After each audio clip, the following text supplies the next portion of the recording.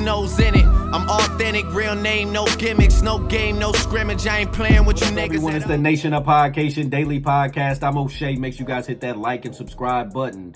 Master P of No Limit Records talks about how Suge Knight tried to soft press him, tried to make him check in, make him try to pay some fees when Master P moved back out to Cali. Now, as we all know, we're talking mid-90s up in the Bay Area. That's not what we're talking about because, you know, Master P, that's where they got their start at, was in Cali. They blew up, West Coast Bad Boys, doing down south music. Then they went back to New Orleans, and then they went back to Cali. Now, that second time he went back to Cali after he was signing Snoop Dogg, you know, to No Limit Records, and they allegedly worked out a deal and stuff like that.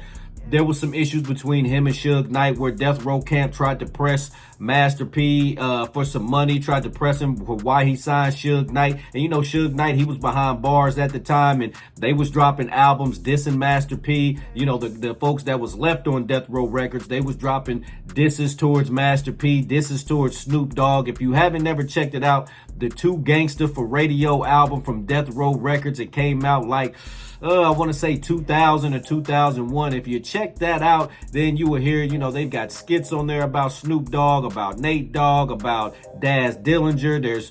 There's letters in there that they put in there from Daz Dillinger telling, you know, begging Suge Knight to stop. There's letters in there from Snoop Dogg about, you know, trying to get Suge Knight to stop, you know, pressing them, and all types of stuff going on. Well, Master P said he wasn't going for it. Let's take a look at this clip from Master P as he talks about how Suge Knight tried to press him, tried to make him check in and pay some dues when he was in Cali after signing Snoop Dogg. Let's tune in. I'm a man of God, and I realize you don't need to fear no man but God. That's it. So when we did that deal, people don't know, I went to visit. Suge was in prison at the time. I went to visit him in prison. Whoa. Stop right there. Wait a minute. I don't think I've ever heard that part. Snoop said that on the podcast? Oh shit, my bad. Let's keep going. Yeah. So I went and sit down with him. And no, Snoop ain't say that. He was in prison. Okay, all right, go ahead, continue. I thought Snoop said he did. Okay, go ahead. So he had some deals for Snoop on the table. You know me, I'm a country boy. I'm like, well, look, do my money spent? How much you got? How much they gonna give you? He told me the number. I said, well, I'm gonna give you 300,000 more than whatever the deal you got on the table. And that's what we did. In the prison. So you signed Suge like he signed Pop. You mean Snoop? Well, it wasn't like that. It was like Suge was in prison. Right. And that's what I'm saying. You did with Suge what Suge did to Pop. I don't know about that. I just pretty much the same. Because you say Suge gave you the number. Yeah, he owned the company at the time. Yeah, because Pac's thing, it was the label doing that. Yeah. Oh, it wasn't Pac dictating the number. I thought it was Pac. Nah, Pac needed that to get out of that deal. Yeah, he needed that to get out of jail. And he needed the money to get out of jail. But at this time, go ahead, continue. Yeah, so we did the deal. And I think we probably had one situation. When you were with Death Row, yeah. Okay. No, maybe two. And after that, we handled it, and then we ain't had no more problem. And then, I want to get right back to that. Let me tell you the craziest thing one time. A little something. I'll tell you we'll get back into that. Let me tell you the craziest thing one time. This is when I knew, like, black companies is powerful. I forget who it was it Jimmy Iovine or Leo Combs? But I was meeting them in Vegas.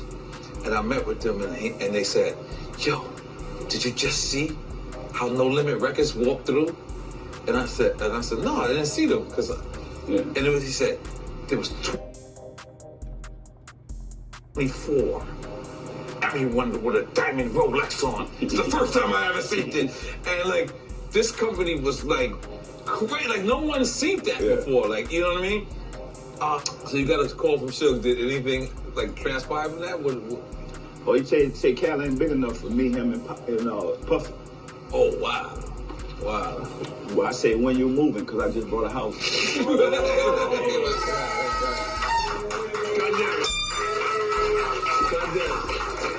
So, you said you had that phone call. Yeah.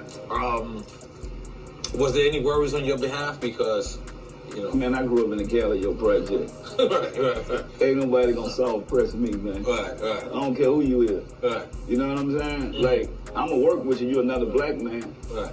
To be honest with you. So when you go back and look at Hot Boys, I got a little cousin this big.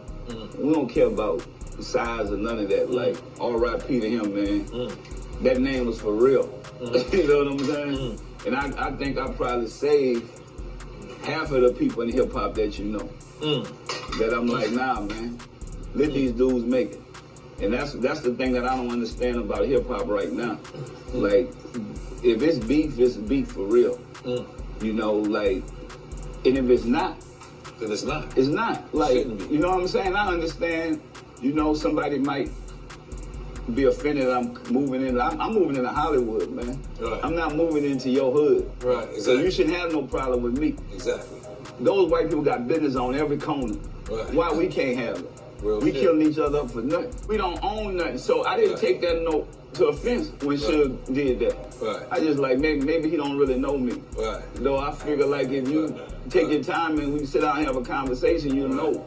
Right. You know who I am. Right. Like I don't disrespect people. I say if you want to get respect, you got to give it. Right. You know, it just made me feel a little different about it. Like, man, you know, if you want to do that, you do that in person. Right. You know? And then did you ever connect with him after he came home? Like, face to face or no? I No? don't think I ever seen him after that. Okay. You know what I'm saying? Right. Some of my people did. Okay. But, you know, I told them, we good. Right. It ended there. It ended there. Because I already knew that's how it go. You know what I'm saying? Maybe somebody don't know me. I'm a man of God. Right. But I'm gonna hold my own. You know what I'm saying? So I know the devil is real. That's what people gotta realize. Right. You know, even you believe If in God God. is real, If God is real, you yeah. gotta know the devil is real. Right. So I'm like, it just made me feel a different kind of way that I wouldn't have did that. I would have opened up. Man, come to Cali. There's enough Rap A Lot, Jay, all y'all come to Cali, man, because this Hollywood, this where the money at. Hollywood, straight up. You know, like I just think if you look at this, when we talking about shoes, these companies on every corner in the same block. Yep. Nike, Adidas, New Like, go in the mall. Yeah, and they ain't beefing. They not beefing. We don't need to be doing that. That's what I want. That's why I never said nothing to him. I wanted to tell that to him personally when I see him. All right, Nation, there you have it. So Master P dropping some game there, dropping some knowledge, saying that he wasn't moving up out of Cali. Suge Knight wasn't about to soft press him. Suge Knight wasn't about to scare him up out of Cali. He said if Cali ain't big enough for him, then he said that when is Suge leaving? You know what I'm saying? So I got mad respect for that. You know what I'm saying? And if they did ever meet, I don't know what kind of altercation would have happened. It would have been really depending on what the timing of it. Because if Suge Knight was at his height, he ran into Master P, it might have been some problems. Because, you know, Suge Knight, he controlled a lot of things, a lot of the gangs out there in Cali. And I'm talking about them Bloods, them Big B's. You know, that's how he was rolling around. And he had a big control over that. And that's why Snoop Dogg got up out of there. Daz got up out of there. Nate Dogg got up out of there. Dre got up out of there. Whole label got up out of there because they didn't like how Suge Knight was running the Death Row Records company with all the gang members around. You got Crips, Bloods, essays, everything, you know, you can think of in the studio trying to work together. Folks was getting robbed coming in the building. There's pistol fights and people getting shot and beat up in the studio, and folks they was not trying to live like that. You feel me? Nation, what do you think about Master P's comments? What do you think about Suge Knight trying to press Master P? What do you think about Death Row versus No Limit? Nation, let me know in the comment section down below. Make sure you guys hit that like and subscribe button on your way out. Nose in it. I'm authentic, real name, no gimmicks, no game, no scrimmage. I ain't playing with you niggas at all.